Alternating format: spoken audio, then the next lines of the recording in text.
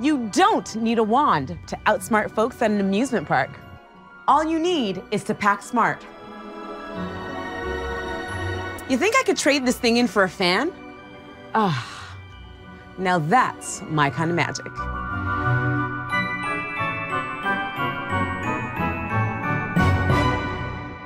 Amusement parks are a lot of fun. You want to spend your day like this.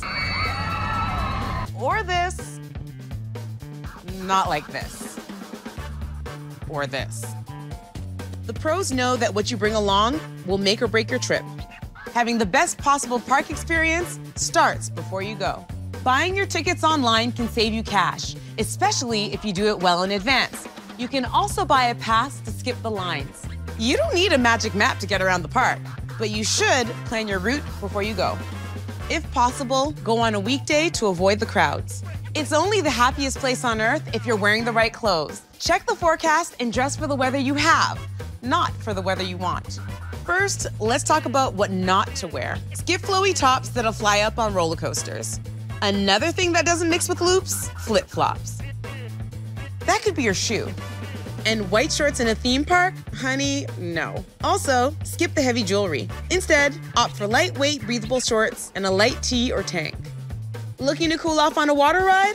Girl, not in that outfit. Your sneakers will be sloshing, your jean shorts, no. And that shirt is definitely see-through.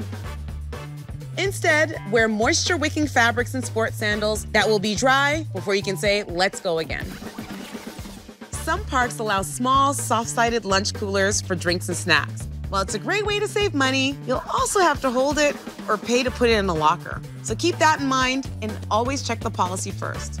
Take a crossbody bag that you can wear in front for security. These are the must-haves.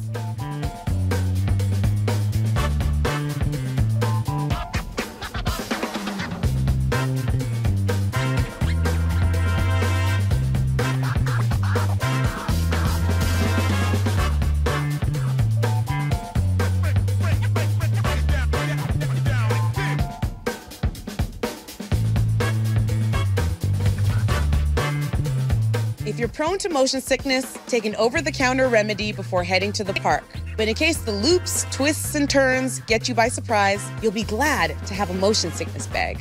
Hit up the gift shop on your way out.